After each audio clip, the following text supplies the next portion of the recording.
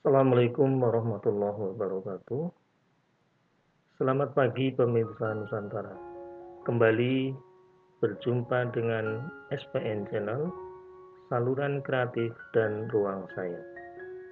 Para pemirsa, pada pertemuan kita pagi ini, kita akan mendiskusikan tentang gerak pada tumbuhan.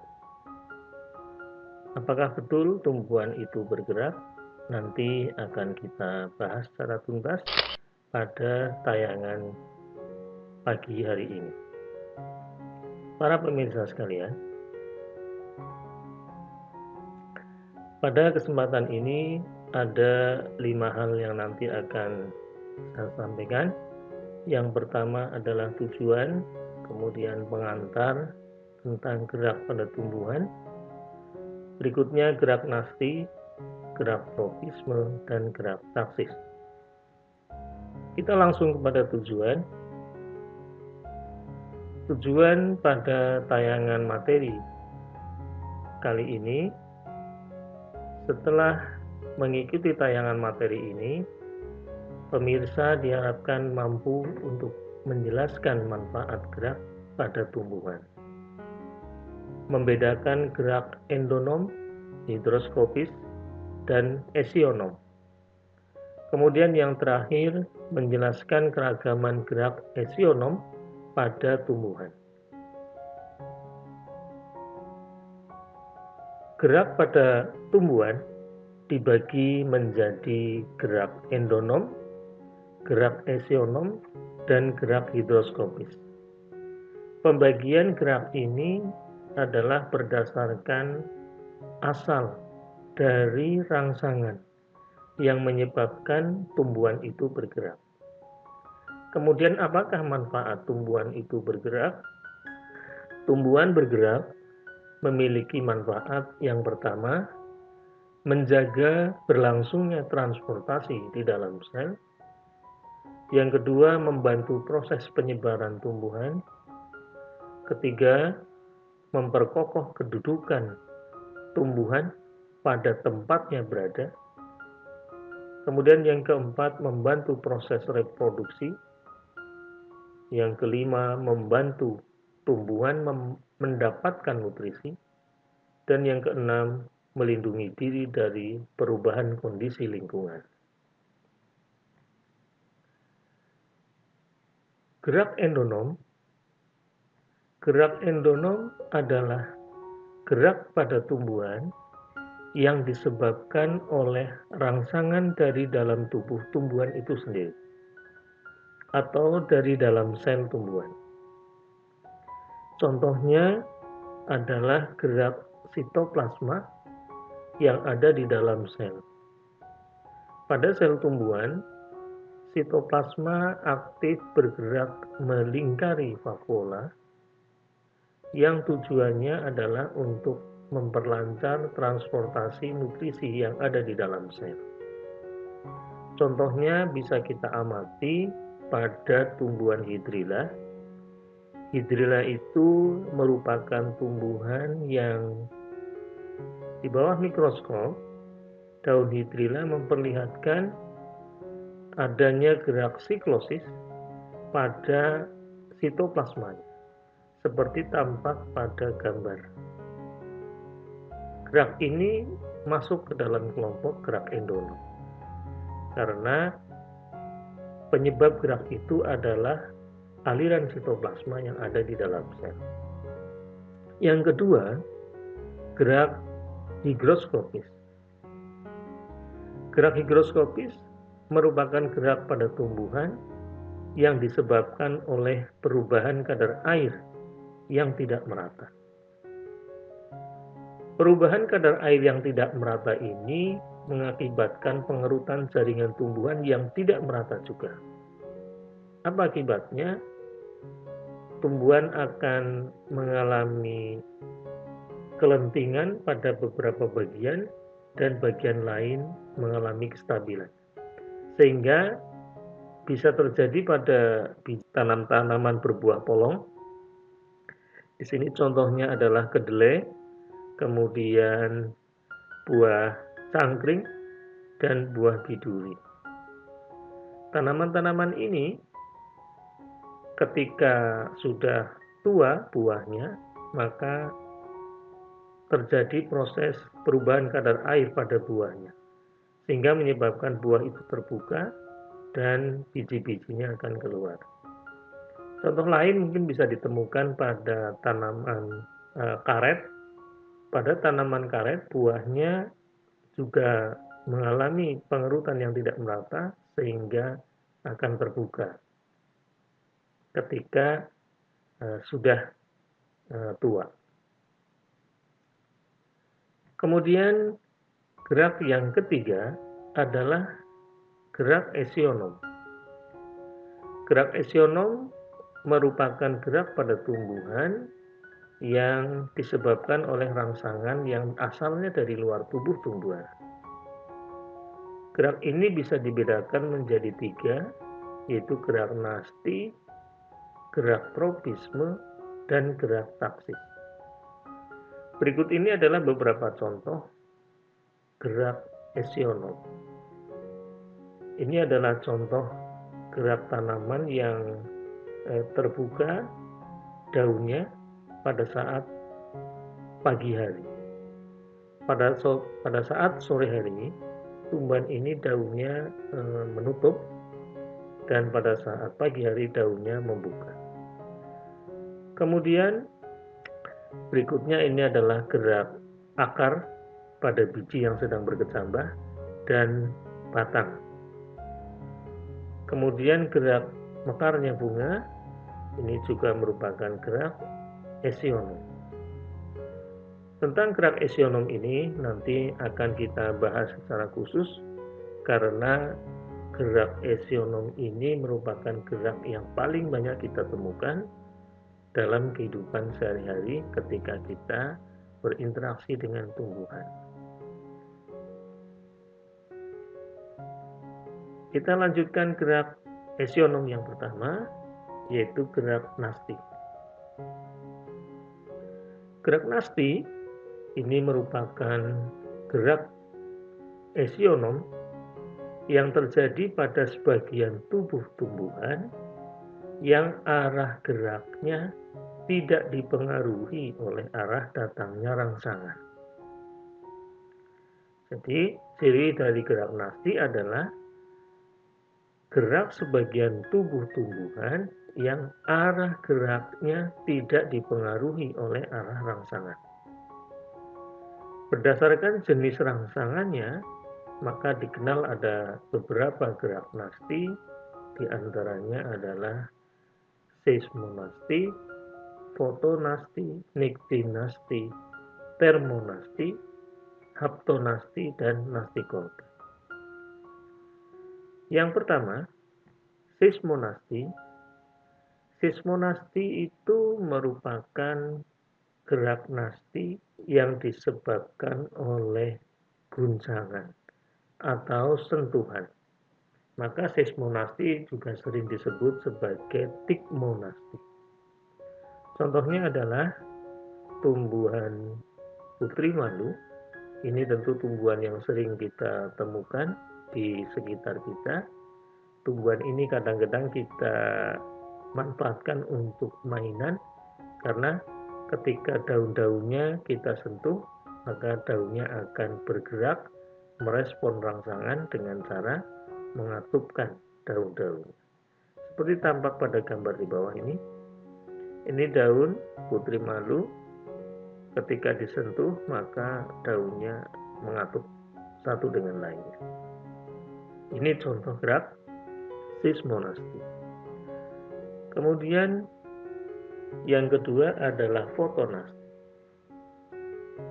Ini adalah tumbuhan bunga pukul 4. Tumbuhan ini bunganya akan mekar karena pengaruh cahaya di sore hari, yaitu sekitar pukul 4, maka dinamakan bunga pukul 4. Jadi karena mekarnya ini dipengaruhi oleh cahaya matahari, maka dinamakan gerak fotonasti.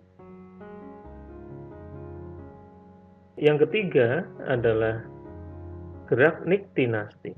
Niktinasti, niktos artinya gelap. Jadi niktinasti itu adalah gerak nasti yang disebabkan oleh lingkungan yang gelap, lingkungan yang cahayanya mulai berkurang.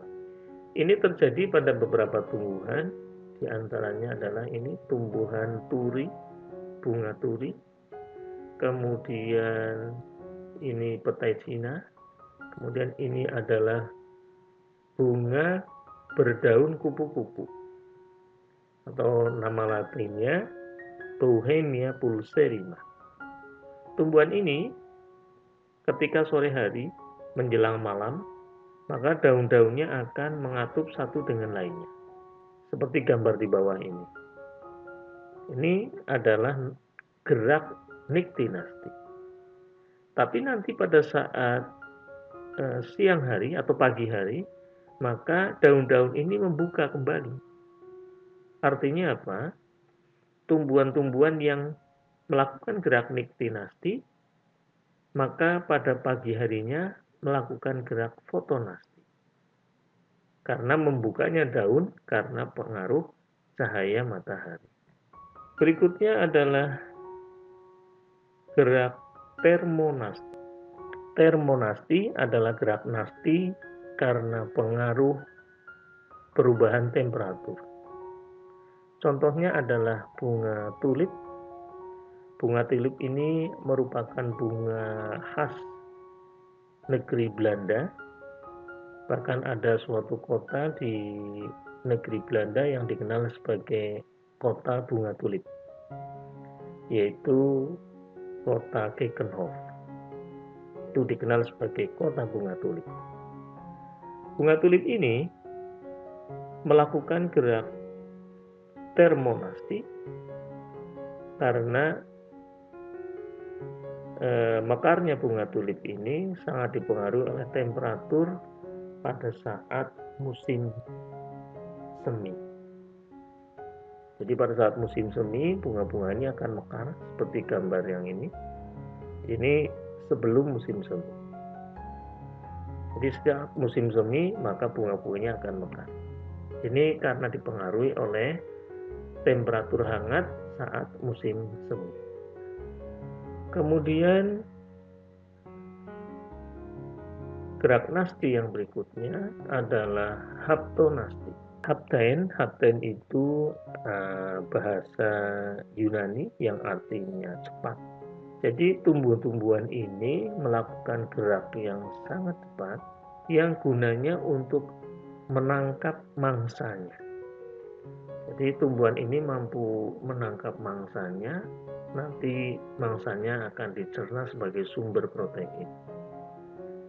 Ini adalah tumbuhan kantong semar.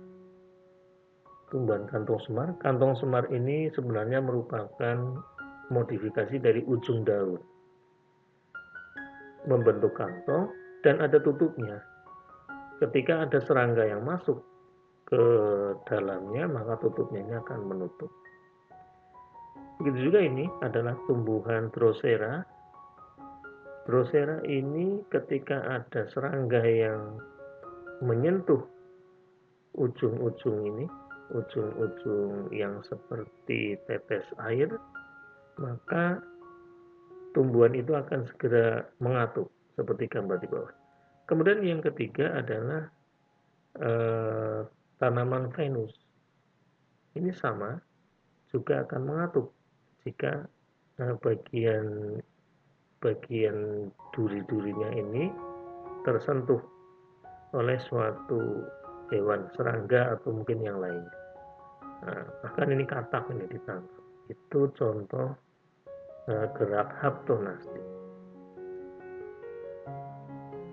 Berikutnya adalah nasti kompleks. Kenapa dinamakan nasti kompleks? Karena gerakannya dipengaruhi oleh berbagai macam faktor yang menyebabkan gerakan nasti tersebut. Contohnya adalah pada membuka dan menutupnya stomata. Stomata merupakan pori-pori pada daun maka sering dinamakan mulut daun, yang umumnya terletak di permukaan bawah daun. Ini gambaran stomata. Ini adalah sel-sel epidermis. Nah, ini stomata. Stomata ini terdiri dari ada bagian tepinya namanya sel penjaga. Sel penjaga ini bisa bergerak membuka dan menutup. Membuka dan menutupnya sel penjaga itu menyebabkan aliran materi atau gas dari luar menuju ke dalam daun ataupun sebalik. Terus apa yang menyebabkan stomata itu bergerak? Banyak faktor, diantaranya adalah cahaya, faktor cahaya, kemudian kadar CO2, kadar air yang menyebabkan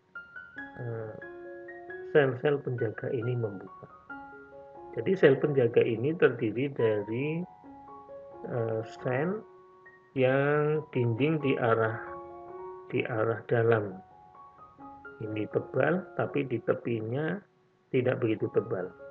Maka ketika sel ini berisi air, mengalami turgid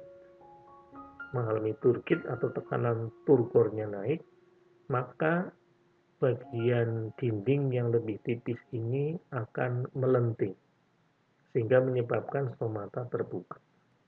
Itu beberapa contoh dari gerak nasti.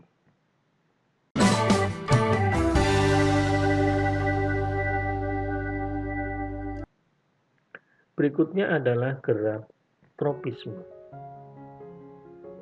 Gerak tropisme merupakan gerak sebagian tubuh tumbuhan yang arah geraknya dipengaruhi oleh arah datangnya rangsangan. Nah, ini kebalikan dari gerak nasti tadi. Kalau gerak nasti, arah geraknya tidak dipengaruhi oleh arah rangsangan, tapi kalau gerak tropis, arah geraknya dipengaruhi oleh arah datangnya rangsangan. Apabila arah geraknya mendekati rangsangan, dinamakan tropisme positif, dan apabila geraknya menjauhi rangsangan, dinamakan tropisme negatif. Menurut jenis rangsangannya, maka dikenal ada fototropisme, geotropisme, hidrotropisme, stigmotropisme, dan kemotropisme. Fototropisme itu merupakan gerak tropis yang dipengaruhi oleh cahaya.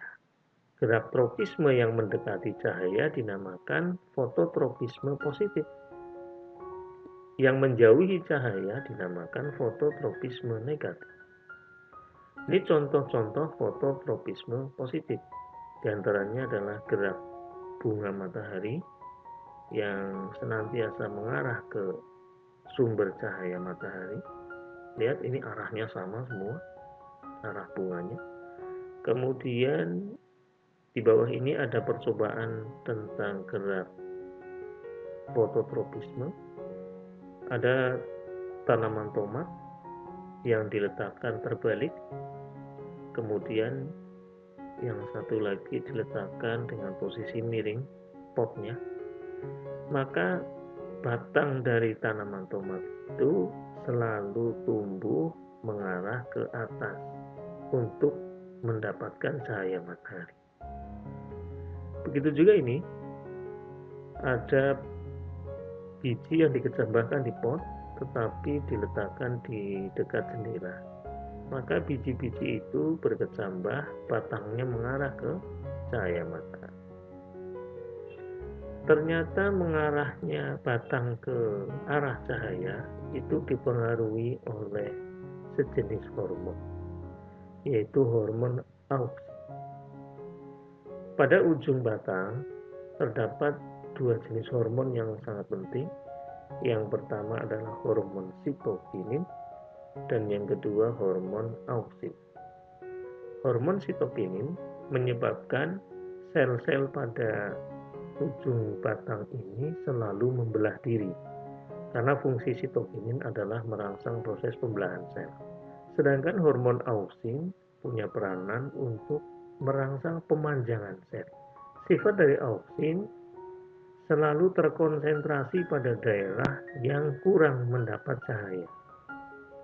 Sehingga kalau cahaya datangnya dari atas, maka akan tersebar merata. Tapi kalau cahaya datangnya dari arah samping, contohnya dari arah kanan, maka auksin akan terkonsentrasi di sisi kiri dari batang. Akibatnya, sel-sel batang di sisi kiri ini mengalami pemanjangan yang lebih cepat dibandingkan sel-sel batang di sisi kanan. Maka batang itu akan membelok ke arah kanan, ke arah cahaya. Berikutnya adalah geotropisme. Geotropisme merupakan gerak tropisme yang disebabkan pengaruh gravitasi bumi. Maka arahnya mengarah ke pusat gravitasi. Yang mengarah ke pusat gravitasi dinamakan geotropisme positif, sedangkan yang berlawanan arah dinamakan geotropisme negatif. Maka batang ini bisa dikatakan bergerak geotropisme negatif. Sedangkan gerak akar disebut sebagai geotropisme positif, atau bisa juga disebut fototropisme negatif, sedangkan batang fototropisme positif. Gerak tropis yang berikutnya adalah hidrotropisme. Hidro artinya air, maka hidrotropisme gerak tropis yang dipengaruhi oleh rangsangan air. Contohnya adalah gerak akar ini yang tumbuh mengarah ke sumber air. Maka penting di jalur-jalur daerah aliran sungai itu ditanam tanaman-tanaman yang memiliki akar serabut yang cukup banyak dan rapat. Fungsinya apa? Karena akar ini juga punya fungsi untuk mencegah longsornya pinggiran-pinggiran sungai, sehingga mencegah terjadinya pendangkalan sungai. Gerak tropisme yang berikutnya adalah stigmotropisme. Stigmotropisme merupakan gerak tropis yang disebabkan karena sentuhan. Jadi beberapa tumbuhan ketika menyentuh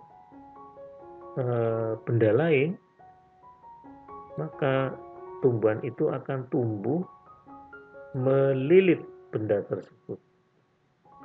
Beberapa tumbuhan menggunakan gerak stigmonasti untuk menegakkan batangnya, untuk mendapatkan sumber cahaya yang lebih baik.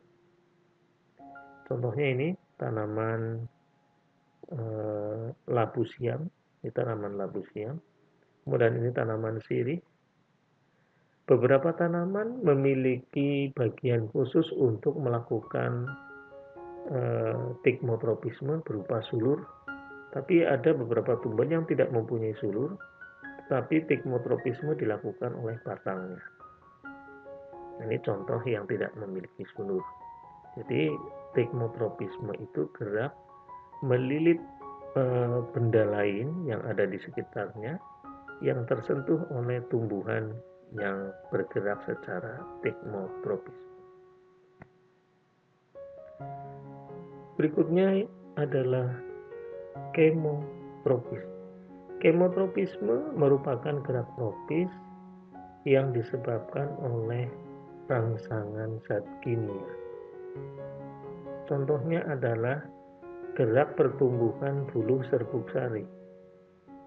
Jadi ketika serbuk sari jatuh di kepala putik menempel penyerbukan, Maka berikutnya serbuk sari ini akan membentuk bulu serbuk sari. Arah tumbuhnya bulu serbuk sari ini mengarah ke sel telur. Kenapa mengarah ke sel telur? Karena di dalam bakal biji ini terbentuk zat gula. Zat gula ini merupakan stimulus bagi pertumbuhan bulu serbuk sari. Karena zat gula adalah zat kimia, maka gerak pertumbuhan bulu serbuk sari dinamakan kemotropisme. Nah, berikutnya ini adalah akar yang tumbuh dari akar-akar yang ada di dalam rawa. Ini adalah tumbuhan bako. Ini akar-akar yang muncul ke permukaan dari rawa. Apa manfaat dari pertumbuhan akar ini, atau apa fungsi dari akar ini? Mengapa tumbuhnya ke atas?